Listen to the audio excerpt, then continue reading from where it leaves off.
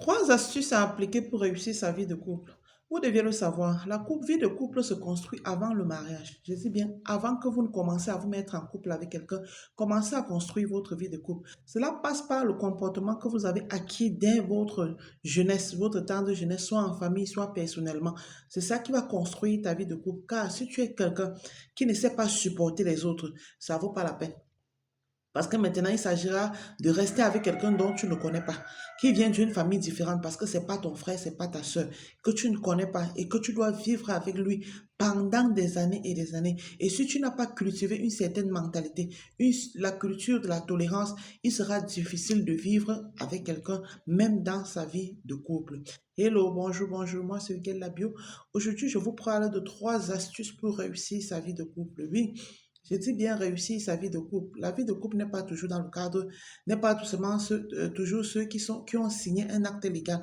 Vous pouvez même vivre en concubinage, vous pouvez être en relation simple, les petites amies, tout cela constitue la vie de couple. C'est pourquoi aujourd'hui je dis, il est facile. La vie de couple est facile et difficile en même temps. Tout dépend de la manière dont vous l'avez appréhendé. Si vous l'avez appréhendé du bon sens, vous n'aurez pas de difficultés dans votre vie de couple.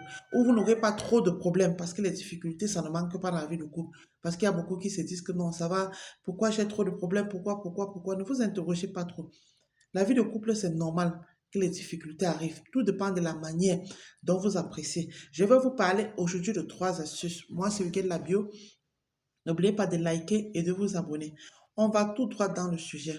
La première astuce dont je voudrais vous parler, c'est que apprenez à accepter votre partenaire dans sa différence si vous voulez réussir votre vie de couple. Oui, apprenez déjà à accepter votre partenaire dans sa différence.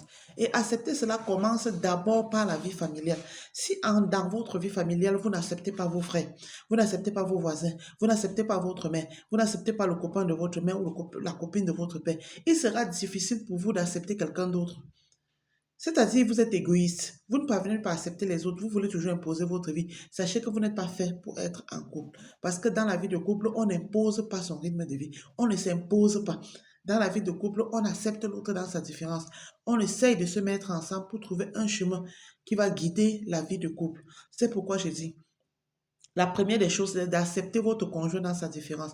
Vous allez accepter qu'il vienne d'une autre famille, qu'il ait un comportement différent, qu'il ne fasse pas toujours comme vous. C'est parce qu'il est même différent de vous qu'il cherche quelqu'un de différent avec qui il doit faire sa vie. Personne ne peut trouver l'autre identique à lui-même. Même les jumeaux ne sont pas identiques. Chacun a sa mentalité. Quand Dieu crée l'être humain, il crée l'être humain dans son unicité. Il est différent et particulier dans sa mentalité. On ne peut pas être textuellement les mêmes choses. C'est pourquoi je vous dis, si vous n'acceptez pas l'autre dans sa différence, il sera difficile pour vous de vivre en couple. La deuxième des choses, c'est quoi? Apprenez à tolérer les manquements des autres. Oui, apprenez à tolérer les manquements des autres si vous voulez vivre dans une vie de couple. Si vous ne tolérez pas les manquements des autres, ça sera difficile de vivre dans une vie de couple. Parce que je dis tantôt, vous savez, la personne avec qui vous vivez avait une mère différente de vous. Venait dans un autre quartier, avait une manière autre de faire. Et c'est ainsi que vous avez décidé de l'accepter malgré cela. Et sachez que vous allez constater cette différence dans votre vie de couple et vous allez apprendre à le mouler et faire avec. Ne pensez pas qu'il va toujours faire comme vous voulez. On apprend à tolérer les différences de l'autre. En troisième position, ce que je voudrais vous dire, c'est quoi? Il faut tenir compte de l'autre dans la prise de décision. Rien n'est plus méprisant que lorsque vous vivez en couple avec quelqu'un et vous ne tenez pas compte de sa décision. Je m'adresse particulièrement ici aux hommes ou aux femmes qui ont de l'argent. Parce que quand vous voyez dans un foyer, une femme là, elle a de l'argent plus que l'homme, elle s'amuse à mépriser son gars. Parce que non, ça va, il n'a pas d'argent et je ne sais même pas pourquoi je vais lui dire ci ou je vais lui dire ça. Prenez compte de l'autre si vous voulez que la décision perdure. On prend compte, on demande l'avis de l'autre avant de prendre une décision finale. Si vous ne faites pas ainsi, vous aurez des problèmes dans la vie de couple. En bon entendeur, salut, n'oubliez pas de liker et de vous abonner.